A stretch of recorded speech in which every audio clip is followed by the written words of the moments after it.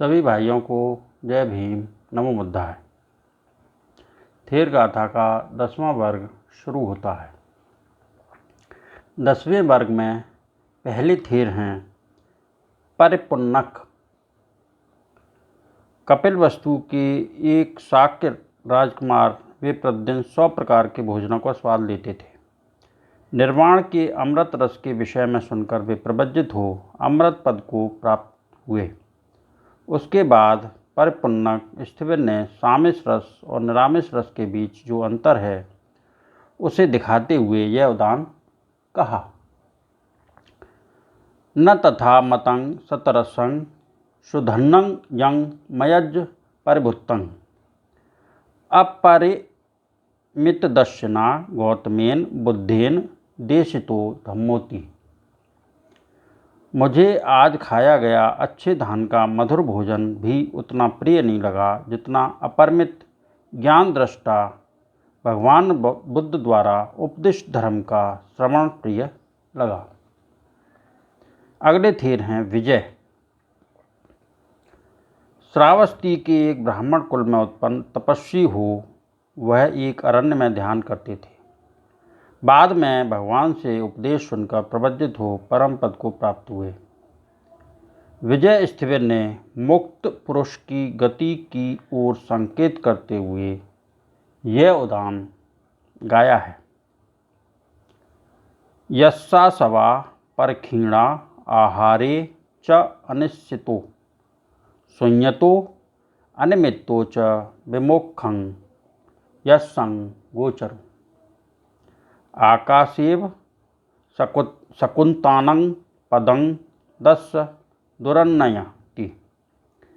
जिसके आश्रव क्षीण हो चुके हैं तथा जो आहार को विशेष महत्व नहीं देते, जिसने इंद्रियों को शांत कर शून्यता अनिर्मित एवं विमोक्ष का साक्षात्कार कर लिया है, वैसे साधक का साधना क्रम उसी प्रकार दुर्निश्च होता है जैसे आकाश में उड़ते हुए पंछियों का उड्डयन क्रम निश्चित किया जाना कठिन है।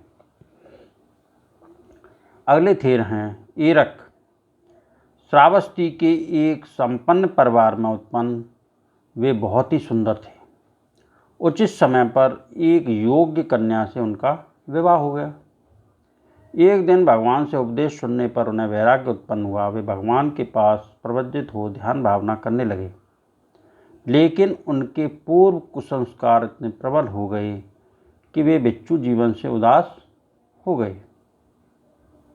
भगवान ने उनकी चित्त प्रवृत्ति को देखकर एक दिन उन्हें सचेत करते हुए उपदेश दिया। उससे प्रेरणा पाकर उद्योगी हो वे शीघ्र ही अरहंत पद को प्राप्त हुए। उसके बाद एरक स्थिविर ने भगवान के शब्दों में यह उदान कहा। दुखा कामा एरक न सुखा कामा एरक। यो कामे कामयति दुखं सो कामयति एरक। यो कामे न कामयति दुखं सो न कामयति एरकाति। एरक ये काम भोग दुखदायी है, सुखमय नहीं है। एरक जो इन काम भोगों की कामना इच्छा करता है वह एक प्रकार से अपने लिए दुख प्राप्ति की इच्छा करता है। इसलिए एरक जो काम भोगों की इच्छा नहीं करता वह मानो दुखों की कामना से मुक्त है। अगले थेर हैं मेतज। मगध के एक ब्राह्मण कुल में उत्पन्न तरुण अवस्था में तपस्वी होकर एक अरण्य में वास करते थे। बाद में भगवान से उपदेश सुनकर प्रवज्जित हो परम शांति को प्राप्त हुए। एक दिन मेतज ने इस उदान में भगवान की प्रशंसा की। नमो हि तस्य भगवतो शक्यपुत्रस्य श्रीमतो तेनायं अग्गपतेन अग्गधम्मो सुदेशितोति। श्रीमान शाक्यपुत्र उन भगवान को नमस्कार हो जिन्होंने श्रेष्ठ निर्वाण को प्राप्त कर इस श्रेष्ठ धर्म का उपदेश दिया है। अगले थेर हैं चक्षुपाल। श्रावस्ती के एक धनी परिवार में उत्पन्न महापाल और चूलपाल दो भाई थे। महापाल भगवान से उपदेश सुनकर प्रवज्जित हुए। वे अन्य 60 भिक्षुओं के साथ श्रावस्ती से बहुत दूर एक अरण्य में जाकर ध्यान भावना करने लगे। महापाल बिना सोए दिन रात परिश्रम करते थे। उनकी दोनों आंखें खराब हो गईं और वे अंधे हो गए। इससे उनका नाम चक्षुपाल पड़ा। कुछ दिनों के बाद अन्य सब ब्रह्मचारियों के साथ चक्षुपाल भी अनंत पद को प्राप्त हुए। दूसरे भिक्षु श्रावस्ती लौट गए और चक्षुपाल वहीं रह गए। जब चूलपाल ने अपने भाई के विषय में सुना तो उसने अपने लड़के को उन्हें लिवा लाने के लिए भेज दिया। क्योंकि रास्ता संकटपूर्ण था, इसलिए उस लड़के को चीवर पहनाकर श्रामणेर के वेश में भेज दिया। जब श्रामणेर चक्षुपाल स्थिवर को लेकर आ रहा था तो जंगल में उसे एक स्त्री का गीत सुनाई दिया। वह चक्षुपाल बिच्छू को वहीं बैठाकर जंगल में जा उस स्त्री से मिलकर आया। जब बिच्छू ने देर करने का कारण पूछा तो उसने सारी बात बताई। तब चक्षुपाल ने उसके साथ जाने से इनकार कर दिया।